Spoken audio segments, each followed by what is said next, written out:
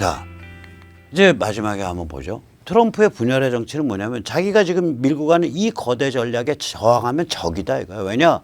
나의 이 거대 전략 변화는 이 새로운 거대 전략은 결국에 가서는 이거는 진실과 진정성을 반영하고 있는 거기 때문에 그렇다. 우리가 봐도 진실과 진정성을 반영하고 있잖아요. 제가 그래서 메가 스트래티지라는 단어를 좀 쓰려고 그래요. 메가 스트래티지, 거대 전략이죠.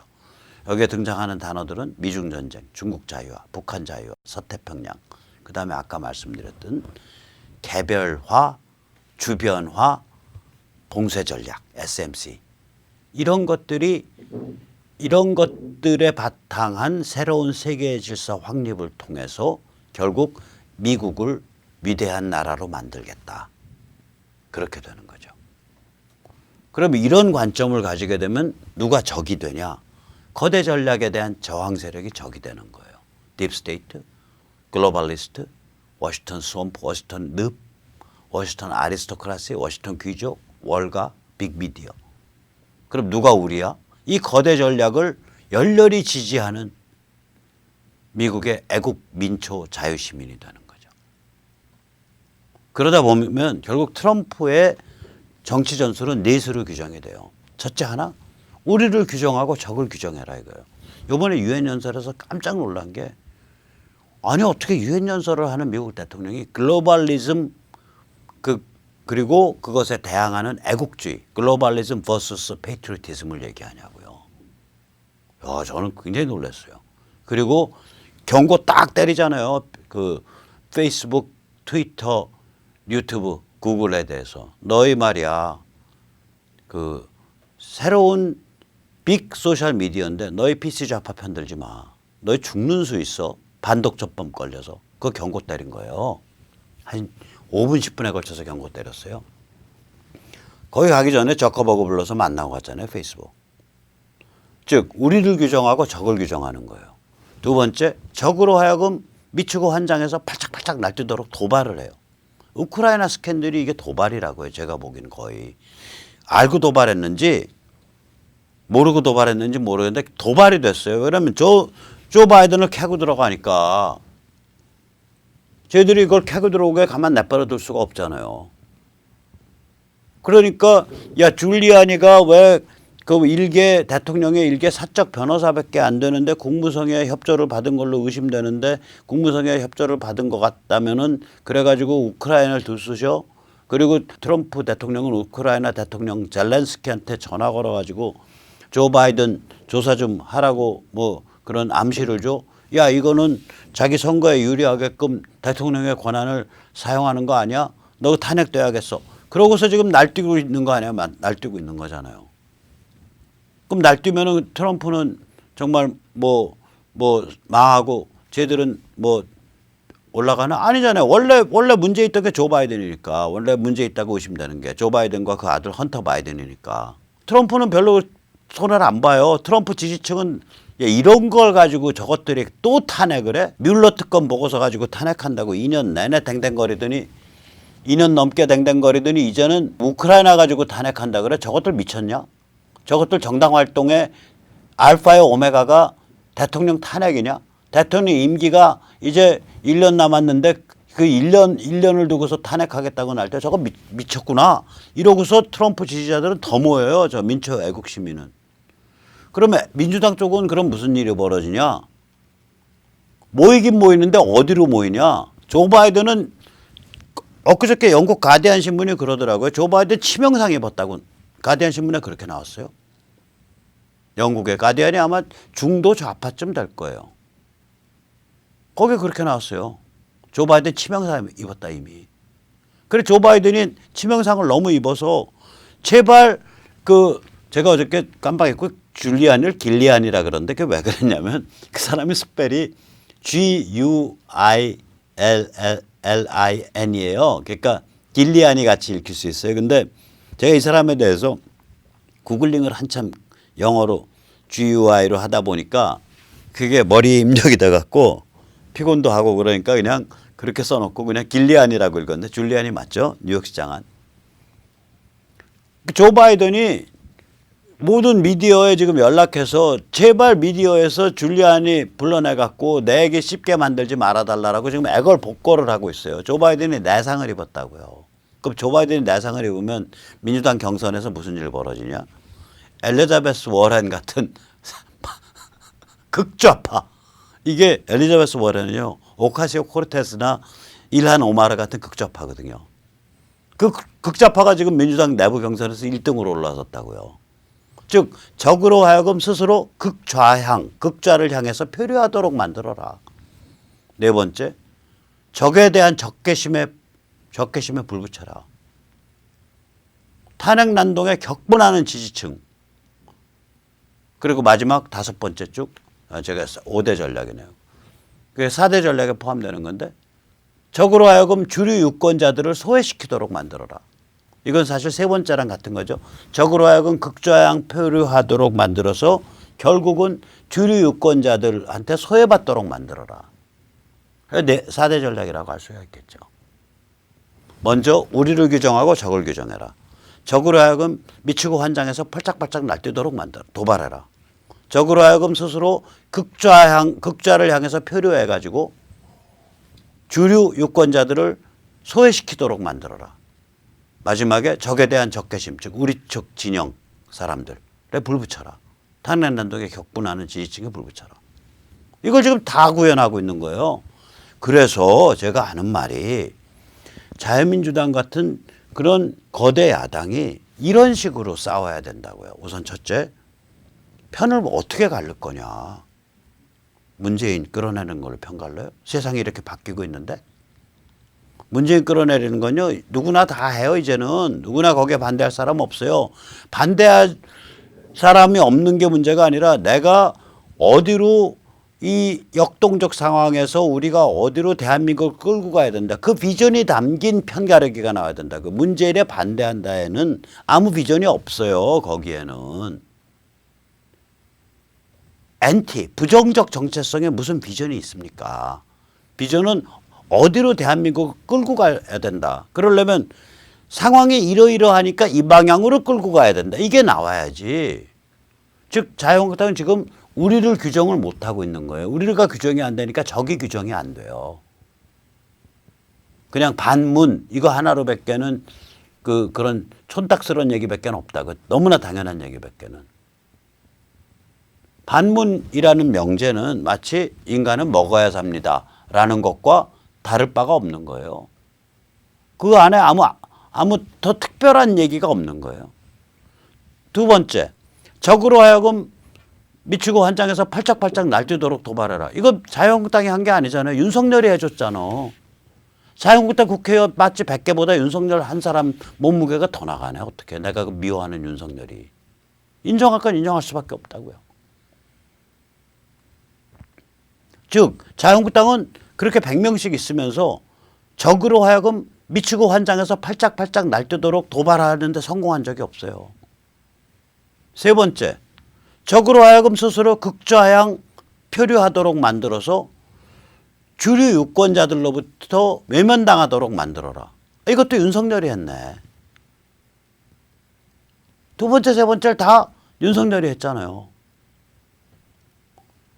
그러고 나니까 결국 스스로 안고가 없으니까 자유한국당의 핵심 지지층에 대해서 그걸 결집시켜가지고 그 결집된 지지층이 문재인에 대해서 맹렬한 적개심과 함께 앞으로 한국을 어떻게 끌고 가야겠다라는 비전을 함께 가지는 그런 상태로 지지층을 업그레이드를 못 시키고 있잖아요. 그러면 100명씩 넘어 있는 당이 전혀 이게 안 되고 있다는 소리 아니에요. 안 되고 있고 이제 솔직히 말합시다. 제가 안 되고 있는 건 그것까지 용서를 하겠는데 이제 시즌이 왔다고 개나고동이나 이재호 김무성이까지 날뛰어갖고 이제 저기 시중에 나온다는 거 아니에요. 나오는 건 좋아. 누구를 파트너로 삼았냐. 정광훈 목사님을 파트너로 삼았어요. 이분 장점 많은 분이지만 최근 들어서 심하시다고. 그렇게 나오면 되나. 그렇게 나오면서 나오는 것까지도 좋아. 멀쩡하게 이때까지 길바닥 지키고 싸워온 사람들을 불법 세력이라고 규정하면 어떡하냐고. 저같이 감옥 갔다 오면서 이 바닥에서 입 바른 소리하고 멀쩡하게 싸운 당신들이 아무 싸움 안 하고 당신들은 탄핵 저질 때부터 싸운 우리 같은 사람을 불법 세력이라고 규정을 해버리면 누가 규정했냐? 당신들이 낸 광고에서 조선일보 광고에 오늘 그렇게 나왔구만. 내가 다 읽어드릴게. 10월 3일 12시 문재인 하야 광화문 광장 범국민대회.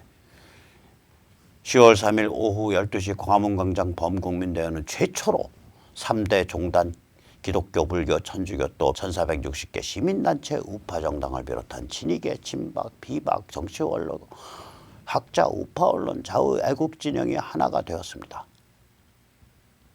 일단 문장이 안 되네요.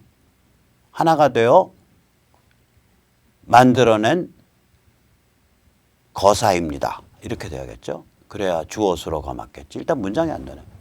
문장이 안 되는 것도 용서. 근데 다음번에 더 황당한 거예요. 단 대한문과 시청 앞에서 따로 하는 민주홍 대표. 정확하게 말할게요. 민중홍이고요. 가운데 중자 같은 중홍이고요. 대표가 아니라 총장이실 겁니다. 대표는 도태우 변호사일 거고 민중홍 대표와 조용목 이역주가 따로 하는 집회는 잠깐만요. 저 조용목 목사님은 기독교계에서 신망이 굉장히 높은 어른으로 꼽히는 아주 원로 목사인데 저걸 직함도 안 쓰고 그냥 동네 개 이름 부르듯이 조용목. 이게 말이 되나? 이역주 목사님은 이때까지 기독교 한국교회언론회의 대표로서 이때까지 뉴스앤조이 같은 이런 그 깡통 좌파 성향의 친북 성향의 기독교 언론들하고 엄청나게 싸우신 분이고 한국교회언론회가 뭔지 잘 기억이 안 나시면 요번에 조국 사건 났을 때 아주 정확하고 정직한 얘기를 해주신 동양대 총장 최 총장이 바로 이 한국교회언론회 이사장이십니다. 이렇게 이혁주 목사님 같이 이렇게 양순하고 그야말로 성실한 분을 그냥 목사라는 직함도 없이 그냥 동네 개 부르듯이 조용목, 이혁주가 따로 하는 집회는 불법 집회로 규정하고 제가 이것 때문에 오늘 열받은 거예요. 저도 저 집회에 관계 있잖아요. 10월 3일 대한문 시청 앞에서 하는 거. 그러면 저보고 불법을 하고 있는 범법자란 소리요? 그 법은 누가 만든 법이고 누가 집행하는 법인데? 지금 제가 물어볼게요.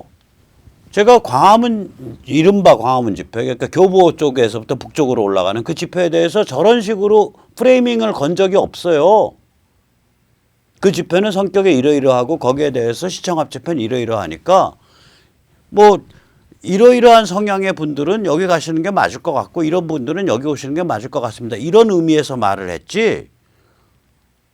그 집회는 자한당 빠리들의 탄핵 빠리들이 좀 이상하게 가슴 뜨거우신 목사님 붙잡고서 한판 쳐버리는 이상한 행사입니다. 이렇게 말한 적 없잖아요.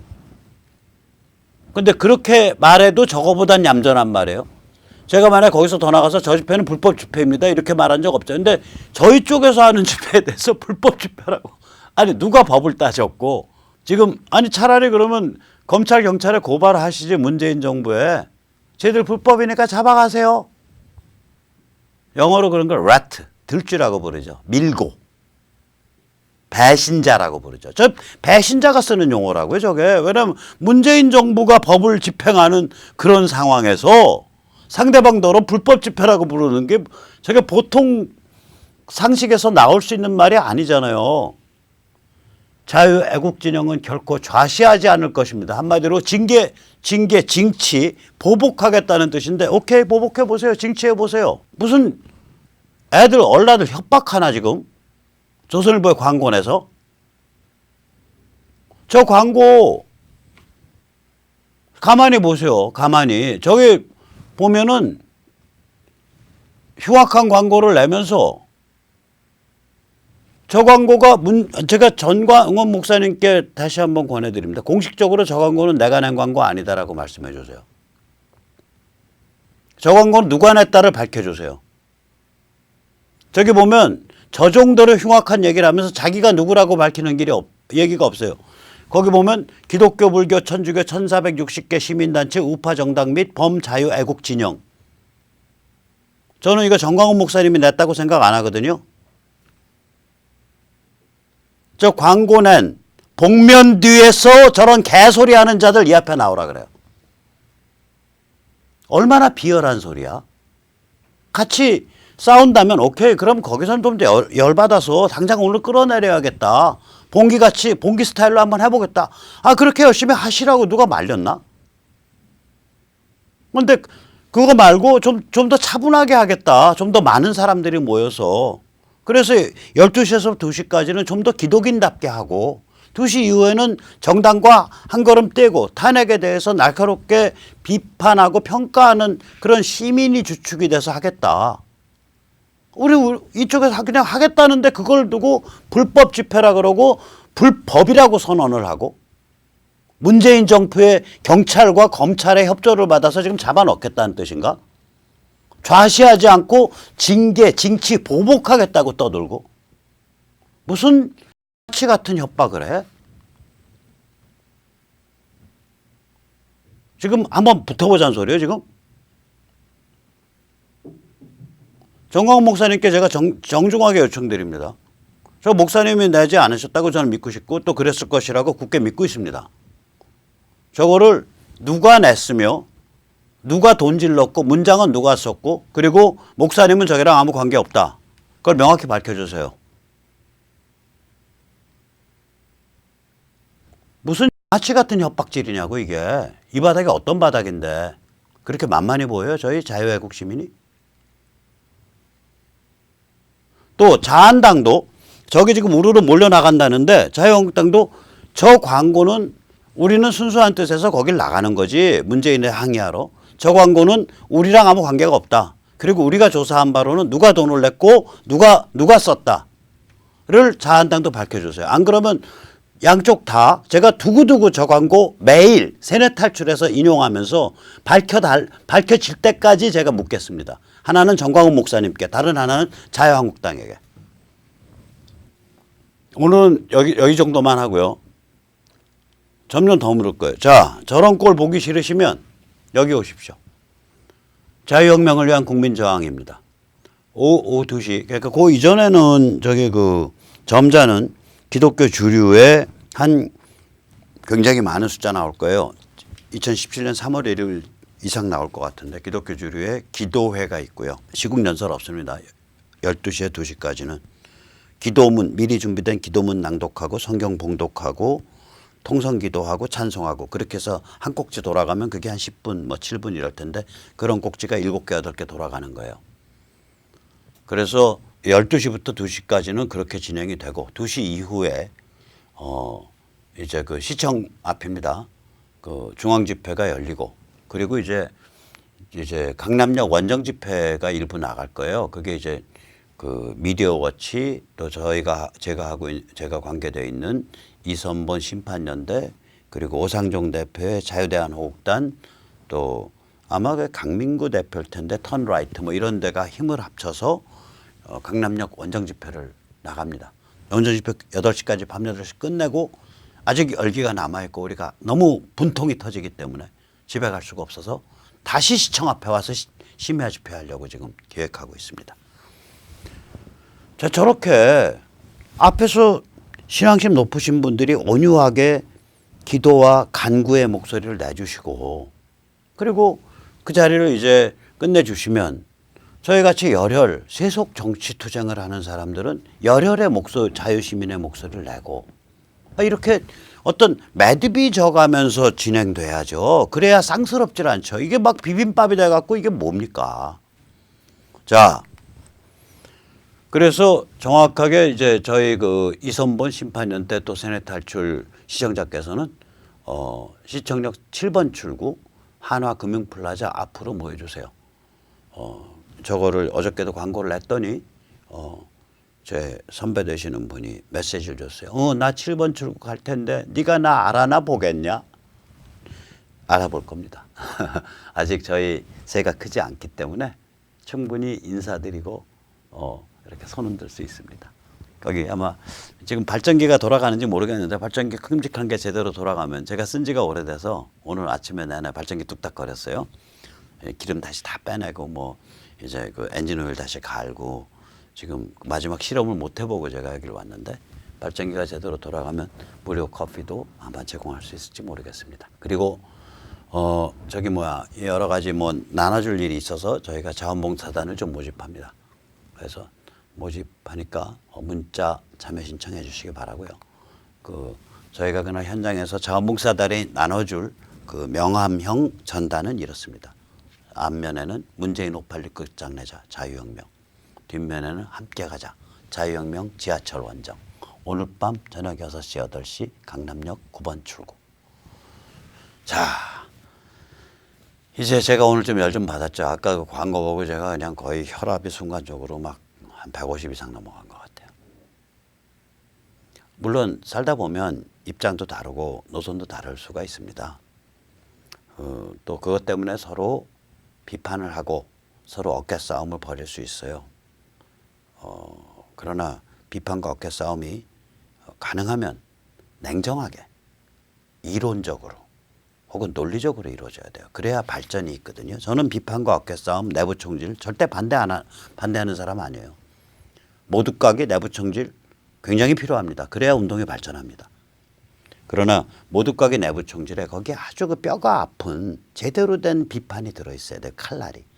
그래야 서로 몸조심하게 되고 서로 감정화가 안 되면서도 혹은 감정화가 되더라도 좀 냉정한 사람 같으면 야, 쟤 정말 꼴 보기 싫지만 저 백모 정말 꼴 보기 싫은 놈인데 그래도 맞는 구석이 있어 라고 서로 인정하는 그런 한 자락의 밑바닥에 깔린다고요.